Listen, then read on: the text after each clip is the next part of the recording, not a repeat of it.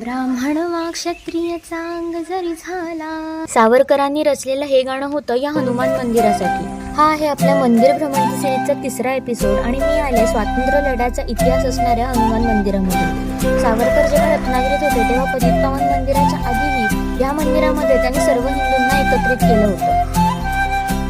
सर्व जातीच्या हिंदूंना एकत्र आणणं ही त्या काळी खूप मोठी गोष्ट होती आणि त्यासाठीवर सावरकरांनी ह्या मंदिराचं उद्घाटन मी करेन असं सांगितलं होतं. तर ही गोष्ट तर मला आत्ताच कळली आहे, पण त्याचबरोबर इकडे आल्यावर मला एक खास गोष्ट जाणवून आली आहे, ती म्हणजे हा जो बोर्ड आहे त्यावर सुद्धा सावरकर लिपी निवृत्त पोलीस उपनिरीक्षक तो उ किंवा मुंबईचा ई हे खास करून सावरकर लिपीतला आहे.